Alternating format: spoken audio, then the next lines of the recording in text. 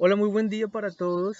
Bienvenidos a este espacio en donde ustedes y yo integramos conocimiento.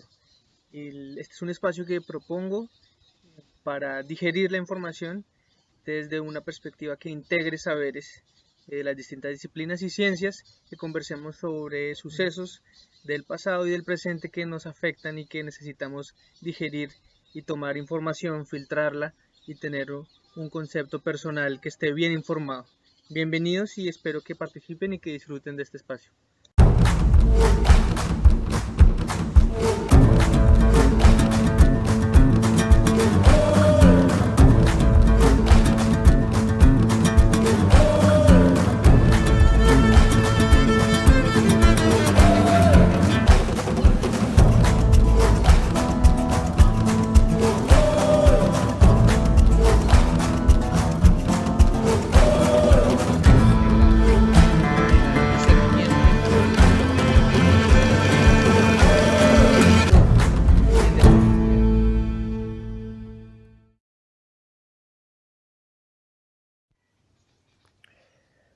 Bueno, pues vamos a utilizar varias herramientas visuales y conceptuales para analizar todos los temas que vayamos a tocar y vamos a iniciar con esta imagen de círculos entrelazados y si vemos cada uno tiene, se acercan a la imagen, cada uno tiene como un color, hay un amarillo, un azulito, violeta, verde, y están entrelazados entre sí hasta un nivel de complejidad en el que se logra como difuminar cada uno de ellos y da la sensación entonces pues como de una realidad compuesta por, por unidades particulares. Esa es como la propuesta de lo que es la realidad.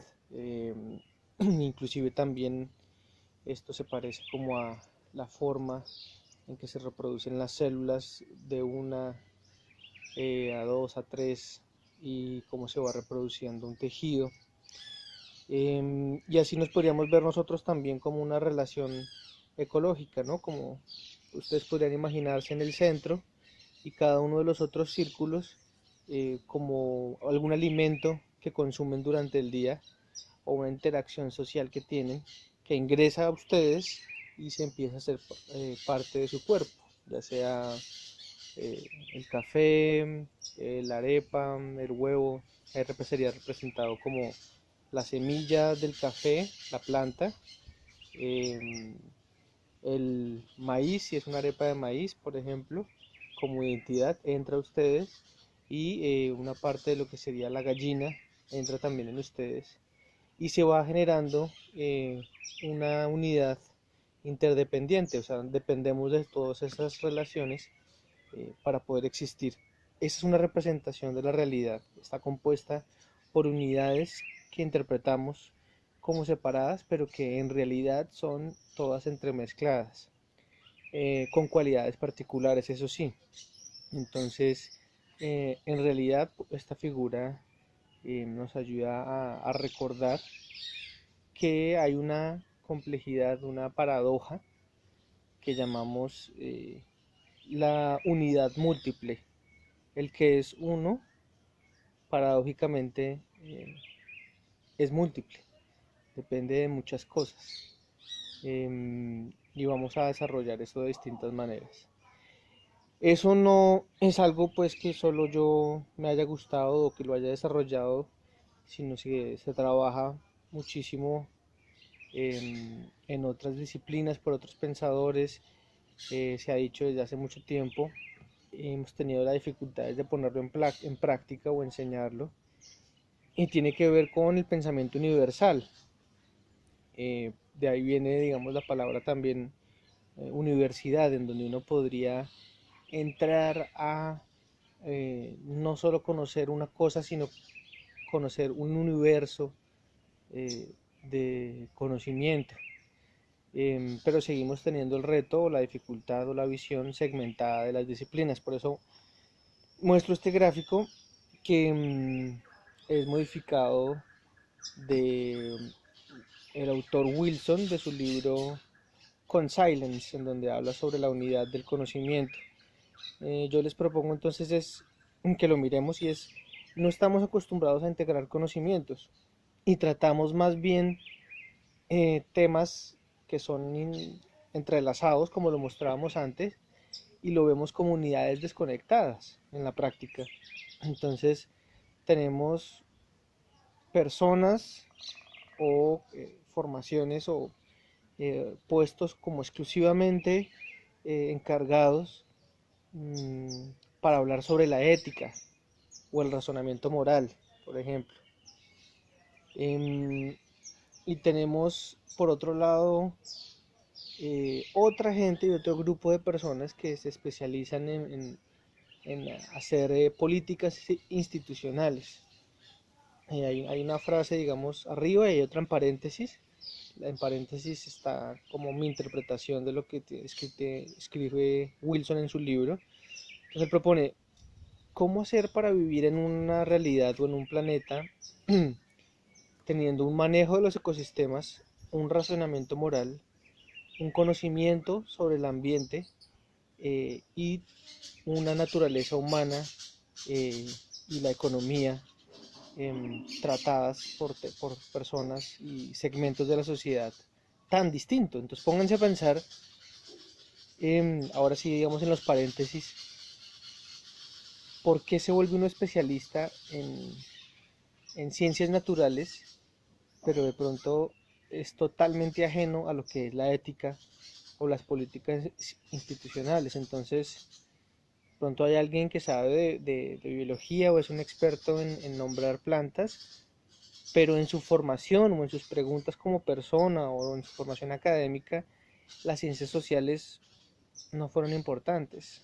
Entonces se convierte en alguien que, no sé, se vuelve obsesivo por una planta y no le interesa a qué costo conseguirlo, o no sé, alguien que tiene un interés en un microorganismo particular o conseguir alguna solución para algo y sin importar a costa de qué lo hace.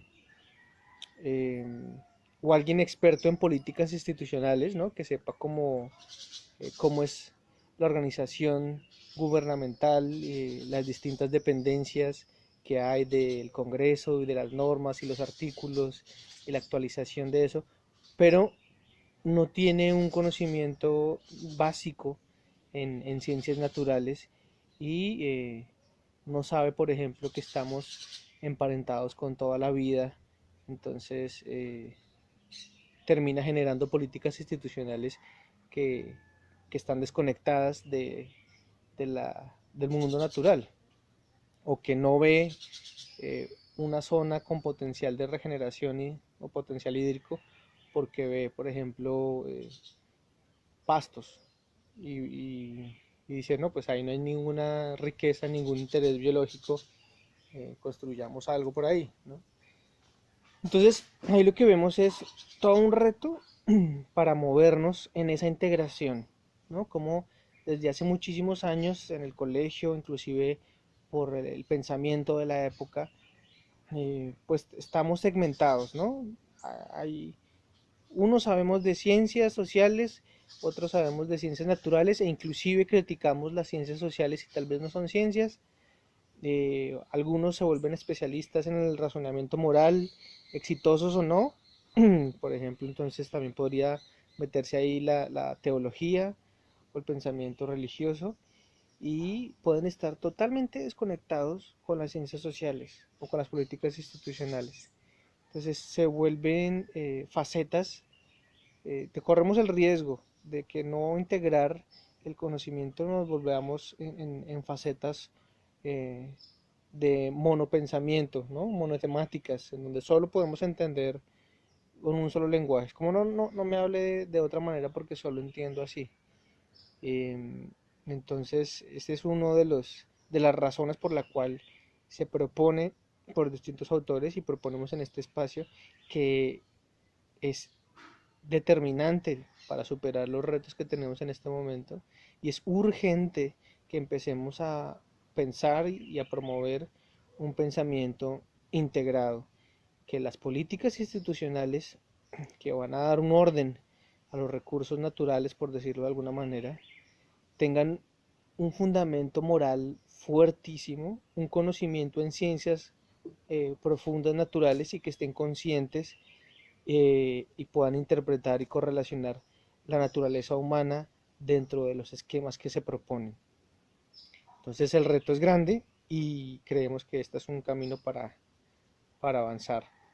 Y haremos referencia a esta imagen en nuestras discusiones. De ahí, entonces les propongo ver este cerebro nuestro, que vemos como mira por ejemplo un caso de un escarabajo, y creemos que lo que estamos viendo es real, pero eso depende de muchísimas cosas, depende de cómo están funcionando nuestros sentidos y de cómo está funcionando nuestro cerebro. Entonces reconocemos que los colores se ven distintos dependiendo de qué especie es uno. Si soy una polilla, voy a ver ciertos tonos y los voy a ver de una coloración, mientras que si soy humano voy a ver el mismo objeto, lo voy a ver con otro color, que puede variar, por ejemplo, de verlo blanco a verlo violeta, por ejemplo, dependiendo de si estoy viendo una flor, por ejemplo.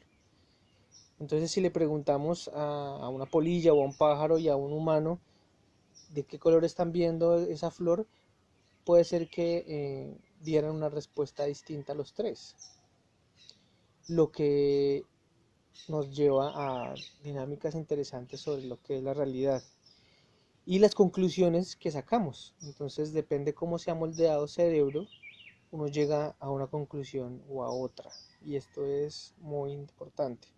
Vamos a enlazarlo con los demás. Entonces hay un sesgo y es súper importante que lo reconozcamos, que vemos una porción de la realidad y concluimos es dependiendo cómo nos hayan entrenado. Entonces, ser crítico con el conocimiento es una de las intenciones de cómo queremos moldear nuestro cerebro. Hay que ser críticos. Si no logramos criticar la realidad, nos volvemos peligrosos, nos volvemos otra vez una de esas facetas. Por ejemplo, no poder criticar la la idea que se está proponiendo, se vuelve peligrosísimo. Y por eso los peligros del pensamiento religioso extremista, que suele ser como el que uno casi siempre conoce o está habituado, en que la persona que tiene una ideología particular ataca fervientemente al otro con un razonamiento que no tiene coherencia, porque las ideas también se pueden debatir y puede haber construcción y dilución de ideas, pero depende de las conclusiones a las que se lleguen. Entonces, pensar que el pájaro o la polilla están equivocados porque ven la flor violeta y llevarlos a la hoguera, por ejemplo, sería una equivocación y una ignorancia en que no están fundamentados, que la longitud de onda que rebota de esa flor es interpretada y estimula ciertos conos y bastones en los ojos de otros animales que son interpretados como una coloración distinta, por ejemplo. Y entramos en el mundo del cerebro, que uno podría de manera general dentro de la evolución de la vida en la Tierra hablar de tres cerebros que uno puede encontrar a lo largo de la vida, digamos, mientras fue saliendo del mar, mientras se fue volviendo más compleja como en sus relaciones sociales y fue complejizándose el cerebro. Se puede hablar de un cerebro reptiliano, un cerebro reptil, que como lo dice su nombre, está presente desde que apareció este grupo de vertebrados, y que responde, es el encargado de coordinar de manera automática y bien intensamente esas respuestas instintivas, como la aversión profunda, como el miedo, que genera una modificación en el tono muscular, una sudoración, una dilatación en las pupilas, una ventilación distinta, y que no es necesariamente un proceso que uno lo haga conscientemente ni entienda de dónde viene. Es como un cerebro muy primitivo que se ha sostenido, digamos, a lo largo de la evolución porque se vuelve eficaz para sobrevivir a veces o no. Eh, es funcional para nosotros cuando nos está hablando de un miedo real, pero puede ser desconectado de la realidad si es un miedo, por ejemplo, que no está fundamentado. Entonces otra vez hablamos del fundamento y ahorita voy a hablarles un poco de eso. Si ven más arriba, en la letra van a ver cerebro límbico, que no está presente, por ejemplo, en algunos animales. Ahí dice emocional o cerebro sintiente, una forma de hablar sobre las funciones y la correlación que tiene con la complejidad del comportamiento que tenga el animal. Entonces, eh, el animal que posea este tipo de cerebros tiene una capacidad de reconocer el dolor o la injusticia o la repartición inequitativa, por ejemplo, o que alguno otro congénere está sufriendo eh, y genera una respuesta hacia ello.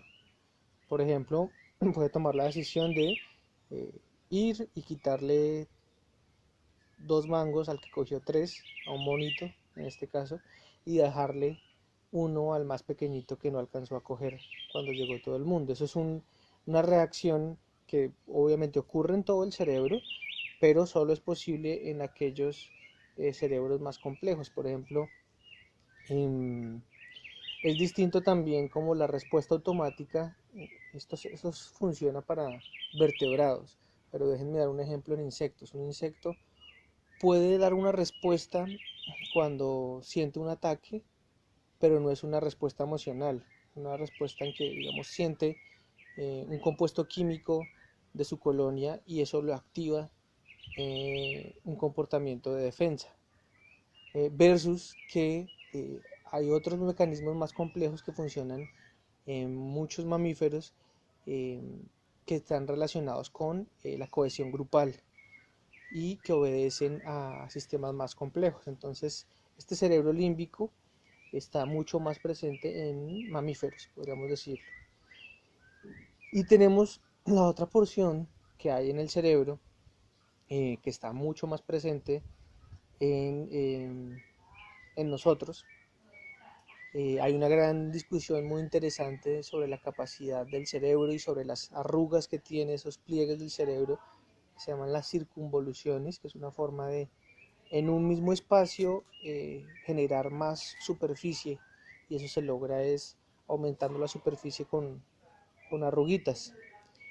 Y eso nos permite una capacidad de pensamiento que es única para nosotros y está presente en otras especies de manera muy interesante, como en los cetáceos de manera especial, en las orcas, por ejemplo, en los delfines. Eh, bueno, los grandes vertebrados también tienen algún tipo de pliegues en su cerebro. Los, los elefantes, los perros tienen cierto tipo de pliegue, pero se ve mucho más profundo y más similar un cerebro, por ejemplo, de un delfín con el de un humano. Es mucho más parecido. Indiscutiblemente nosotros tenemos más arrugado el cerebro y este neocórtex, o sea, una corteza nueva, y se refiere a que aparece hace poco tiempo, si estaríamos hablando de los otros humanos que vivieron en la Tierra, hubo varias especies de humanos que vivieron y parece ser que el Homo sapiens, una de estas especies, pues fue el que por esa evolución de cerebro muy arrugado, o sea, muy irracional y con un cerebro muy pensante, terminó llevándolo a dominar o a desplazar las otras especies. Pero no solo es el pensamiento racional en el análisis, sino hay otra componente muy importante y es la capacidad de vivir mundos imaginarios. Em, por ejemplo, como adjudicarle a un trueno la presencia de una divinidad o tenerle miedo, relacionar el trueno con un miedo, pero ya empezar a dibujarlo y que el trueno se vuelva un símbolo. Entonces el símbolo, eh, que también es como la base del lenguaje, de poder uno presentar un símbolo a otros y ponernos de acuerdo con otros en lo que significa, se vuelve algo que muy pocos animales pueden hacer y nosotros somos los que más lo hemos desarrollado como especie en el planeta, y ahí nos genera una gran ruptura eh, frente al resto de las especies, que es habitar de manera muy intensa en nuestra vida eh, realidades que solo existen en nuestra cabeza, o ficciones o verdades personales. Y eso nos lleva a la siguiente diapositiva, que es eh, lo que nos va a ayudar a analizar cada tema que toquemos. Y este es un esquema que realicé también con palabras mías, pero hay otros autores que lo han utilizado con eh, otras terminologías, filósofos, físicos. eh, en este caso es la realidad. ¿Qué es real para cada uno? em, lo presentan en una buena forma de representarlo, lo muestra la película de los hermanos Wachowski. Eh, Matrix, por ejemplo, toca muy bien ese punto, y es que hay una realidad física, por ejemplo, una materia que no está viviendo el que está conectado a la Matrix, ¿sí? Los que están todos conectados a la Matrix están viviendo en una realidad consensuada, inconsciente, pero es consensuada. Eh, y hay otra realidad que se llama la realidad interna. Eso se podría considerar como un conjunto de realidades, y hay una frontera sobre lo que no es conocido, que sabemos que es real, pero no nos hemos topado con esa realidad, pero sabemos que está ahí. Y esto es clave.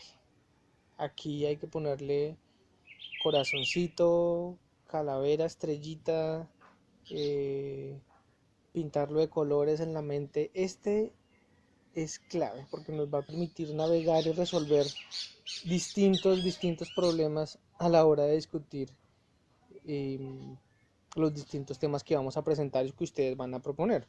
Que bueno, son complejos, porque vamos a hablar sobre biodiversidad, sobre ecosistemas, sobre conservación, sobre teología, sobre historia, y esto nos ayuda mucho. Entonces, realidad física es, por ejemplo, que tengo dos manos, y que que necesito, por ejemplo, agua o un sistema nervioso saludable para poder darle un impulso y mover la mano. Una realidad consensuada es que para entrar, por ejemplo, a una ceremonia de matrimonio, se pone unos guantes o se pone un anillo en la mano, lo que significa un compromiso, etcétera. Y nada implica que un humano tenga que llevar un anillo, simplemente es una creación propia. Otra realidad consensuada es, no sé, se quita uno los zapatos a la entrada de la casa, eh, no sé, ponernos ropa, tener un nombre, tener normas. Y es bien interesante porque se le puede uno olvidar que es una realidad consensuada y piensa que es una realidad física. Y puede empezar a debatir pensando que esa realidad consensuada es porque es, ¿cierto? Y ahí vamos viendo cómo hay distintas discusiones donde salen distintas voces diciendo, es que hay que quitarse eh, los zapatos en todos lados, y uno dice, no, no hay. Podemos estar de acuerdo y encontrarle la motivación y la funcionalidad, pero físicamente nada nos impide de entrar a zapatos en algún lugar, ¿sí? Y una realidad interna, por ejemplo, es una creencia propia de la persona, eh, que puede ser, de nuevo, puede ser consciente o puede ser inconsciente. Entonces, bien podría ser una realidad interna es que si no voy todos los días a misa o todos los domingos a misa o si no hago algo así, voy a ir al infierno, por ejemplo. Un caso así un poco tonto, pero es muy real también para muchos. Y es la persona cree, tiene esa convicción de que es realidad, de que eso es real y no lo cuestiona y no lo ve como otra posibilidad. No es consensuada porque no todos pensamos eso y pues tampoco es física porque pues tampoco es real. Eh, y poder discutirlo de manera separada es importante sobre con qué fundamentos y con qué base llega a esa persona a decir que eso es real. No porque lo dice Levíticos 3:12. Ah, entonces usted cree que el infierno es real porque lo dice un libro. Ok, dése cuenta de eso.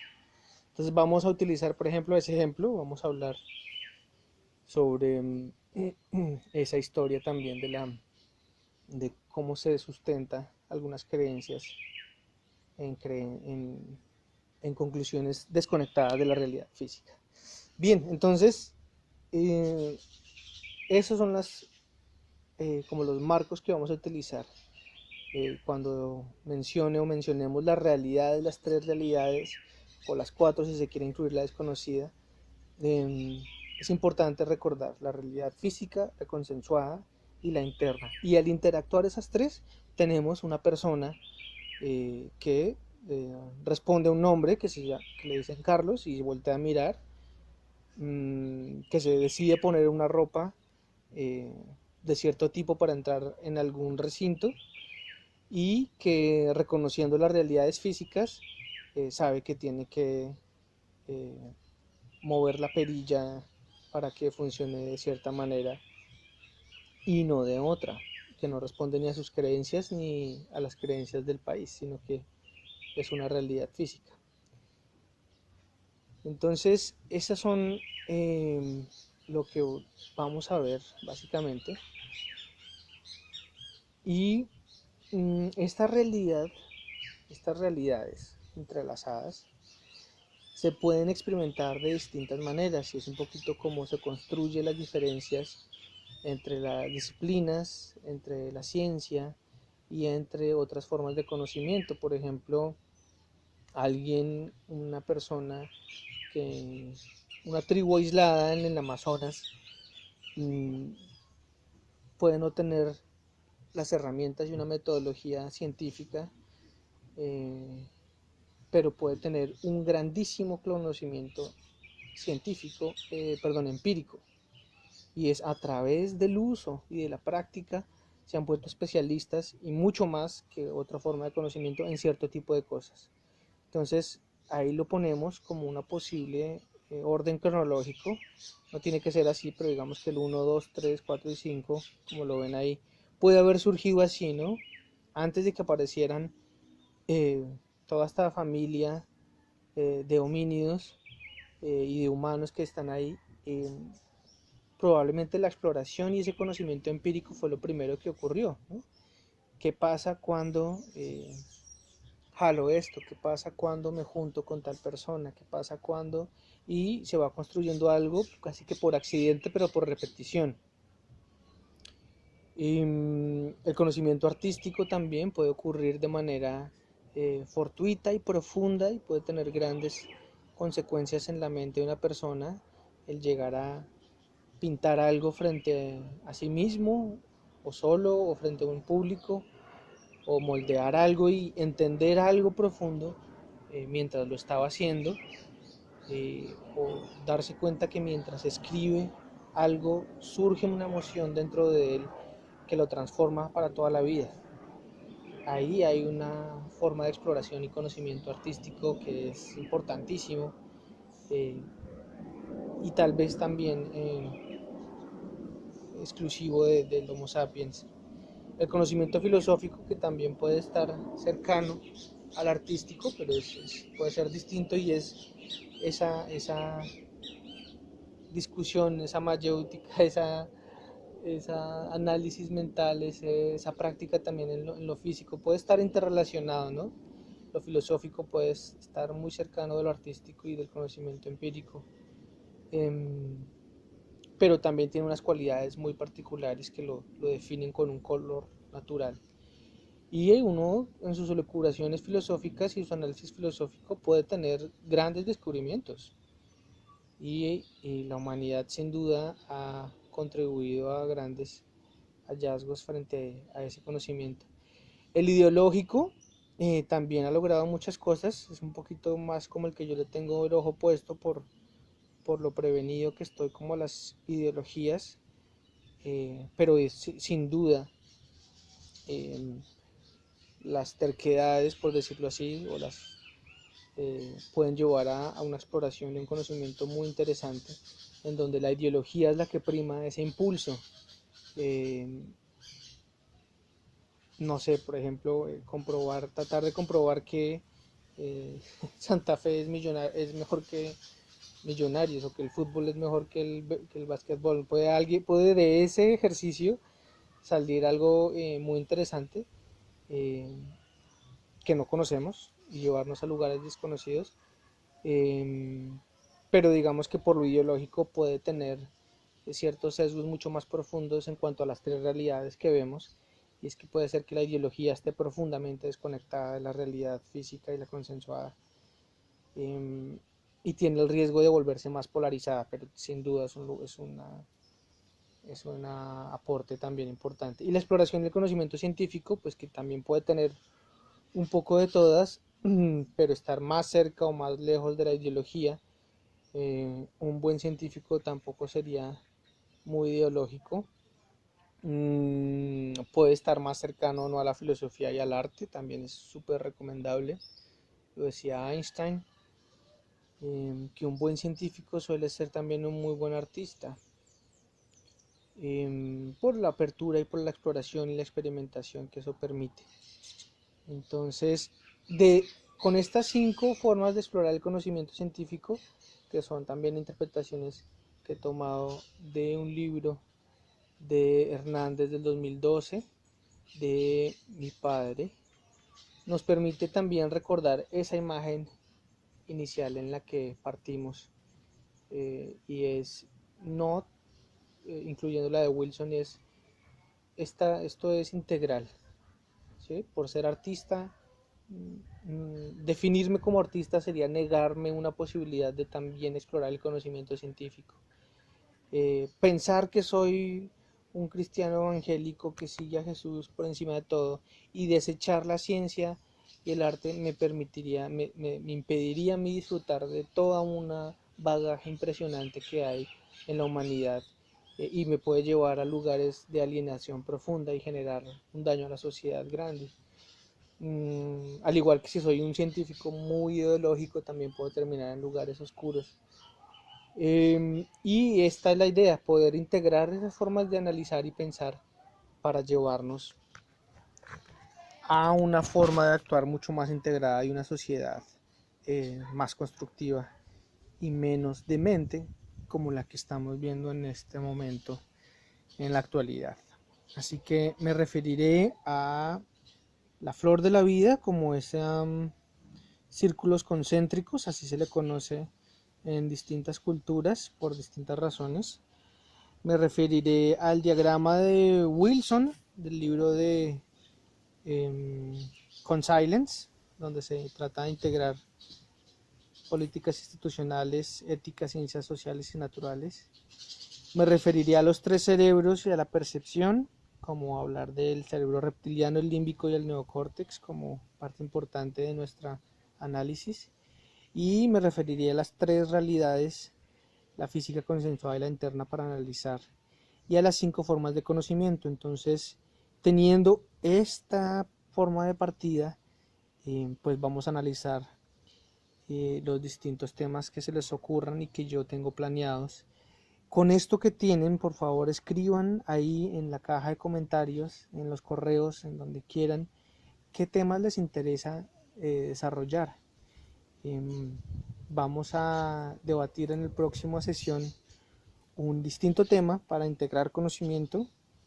Y muchísimas gracias por su atención. Compartan este audio y este video con las personas que crean que les puede interesar, y si quieren revisar una vez más el video y ver si revisaron, traigan preguntas y díganme. También puede estar obviamente en desacuerdo o en acuerdo, o analizarlo, conversemos. Muchísimas gracias. Ustedes y yo estamos integrando conocimiento.